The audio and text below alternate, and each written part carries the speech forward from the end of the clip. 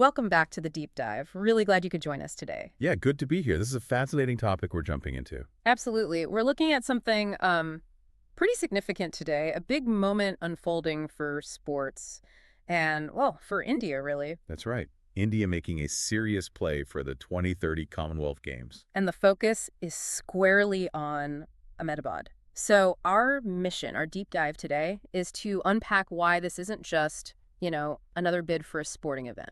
It feels much more strategic than that, a declaration almost. Exactly. We want to explore what makes Ahmedabad the city they're backing, what the potential legacy looks like, and importantly, what hurdles are still in the way. And things are moving fast. The bid submission deadline is August 31st, 2025, just days away. Right around the corner. And then the big decision comes out of Glasgow in November. You can feel the anticipation building, can't you? Definitely a lot of strategic tension there. So let's unpack this grand ambition first. It feels like more than just wanting to host. It feels like India positioning itself very deliberately on the global stage. It absolutely is. This isn't happening in a vacuum.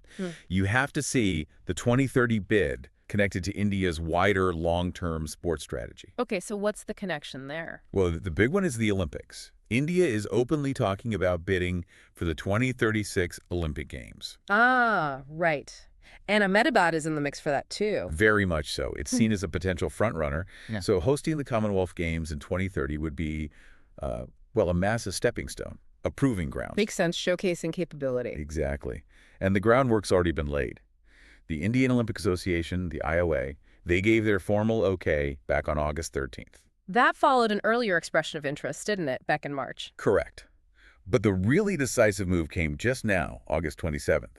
The Union Cabinet, led by Prime Minister Modi, gave the official green light. And that wasn't just a thumbs up, was it? It involved more concrete commitments. Oh, absolutely. Crucially, it included authorization to sign the Host Collaboration Agreement, the HCA. Okay, the HCA. Why is that so important? Think of it as the master blueprint. It nails down all the financial, logistical, developmental responsibilities between Ahmedabad, Gujarat, and the Commonwealth Games Federation.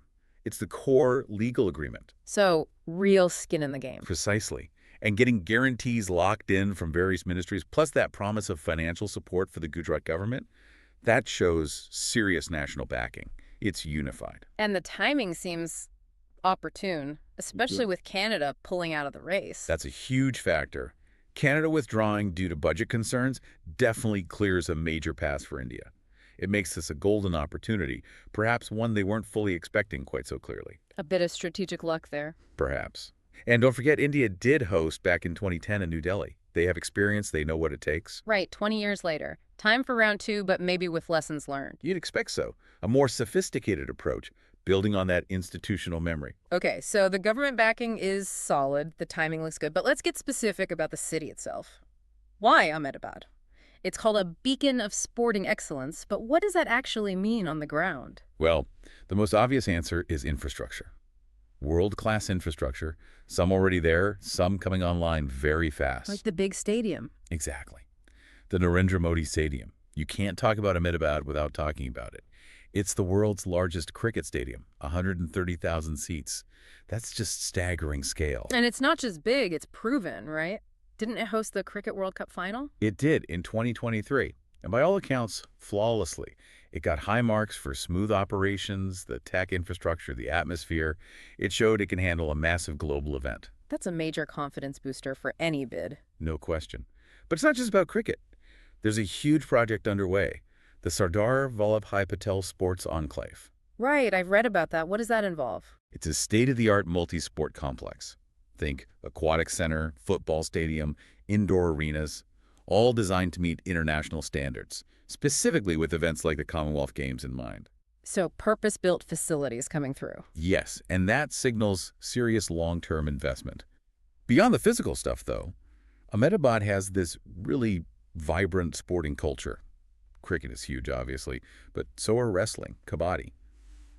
There's real passion there. So you get the facilities and the fans. That's the idea. An engaged local population can make a huge difference to the feel of the games. And this isn't just talk. Commonwealth sport officials were recently there. Oh, really? Doing inspections? Yeah, delegation led by Darren Hall, their director of games. They looked at venues, met officials. Apparently, a larger team is expected soon, too. It shows the process is moving forward. They're taking Ahmedabad seriously. Okay, so the infrastructure is impressive, the culture fits. Let's shift focus a bit. Beyond the sport itself, what's the ripple effect? For you, the listener, what does this mean? We hear about legacy, but what does that actually look like? That's where it gets really interesting, beyond just the medals. The economic impact is expected to be significant. You've got thousands coming in, athletes, coaches, media, tourists. Right, filling hotels, restaurants. Exactly. But it goes deeper. Think transportation, local suppliers, maybe even boosting things like Ahmedabad's textile industry through merchandise and cultural showcases. It's a broad economic injection, And jobs. Is that part of the calculation? a big part. Estimates talk about thousands of new jobs. And crucially, they're aiming for roles that build long-term capacity. Things like sports science, event management, logistics, digital media. So not just temporary work during the games. That's the plan. Building a skilled workforce in the sports and events sector that lasts well beyond 2030.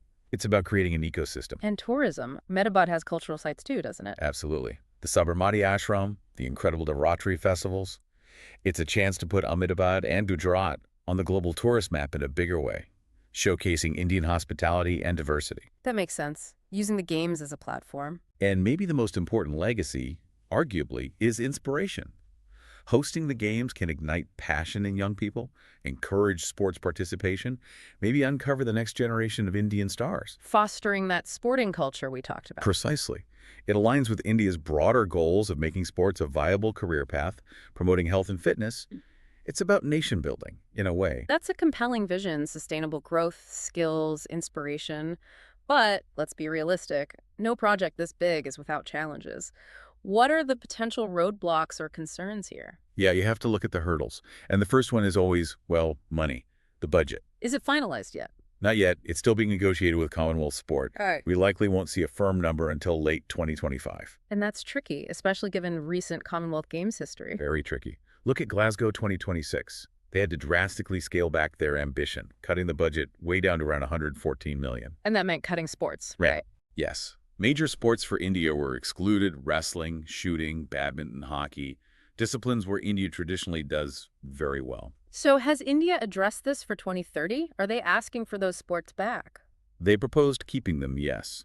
But reports say the Commonwealth Games Federation, the CGF, has actually rejected that request, likely due to cost implications. Oh, that's significant. So India might host, but without some of its strongest medal contenders. It's a real possibility. And that has knock-on effects for planning, for funding allocation within Indian sport, potentially even for public enthusiasm. It forces a strategic rethink. Beyond specific sports, there's the bigger issue of hosts just finding the games too expensive, isn't there? Like Victoria, Australia pulling out of 2026. Exactly. The CGF is struggling to find willing hosts because costs keep escalating. Victoria backing out sends shockwaves. So India's bid needs to show not just that it can afford it, but that it has a prudent and sustainable financial model. So the pressure is on to demonstrate fiscal responsibility. Immense pressure. The CGF needs assurance that government grant and aid funding for Gujarat helps, but they'll need meticulous planning, tight controls, maybe even innovative ways to manage costs. Proving they won't be another Victoria situation. Essentially, yes. Mhm. They need to show a model that works for the future of the Games, not just for India in 2030. It raises the question of what specific financial innovations or guarantees India is putting on the table. That's a really critical point. How they handle these budget and sport program issues could genuinely shape future bids elsewhere. It could set a major precedent. Well, we've certainly covered a lot of ground. It's clear Ahmedabad is stepping up, not just as a potential host, but, as you said, a symbol of India's broader sporting ambitions. The foundation seems strong: the infrastructure, the political will, the cultural fit. Definitely. And with that bid submission just days away, and the final word coming from Glasgow in November, the anticipation is only going to build. It really brings together so many threads, doesn't it? National ambition, city development, economic hopes, and just that fundamental spirit of sport. A complex picture. It is, and as we look towards that November decision, here's something to think about. Given the challenges facing major multi-sport events globally, especially around costs, if India pulls this off, how might Ahmedabad 2030 change the game? Could it pioneer a new, more sustainable, perhaps more adaptable model for hosting these massive international gatherings? What new paradigms might emerge from this? A fascinating question to ponder. What could the future of these big events look like? Keep thinking about that, and we'll catch you on the next deep dive.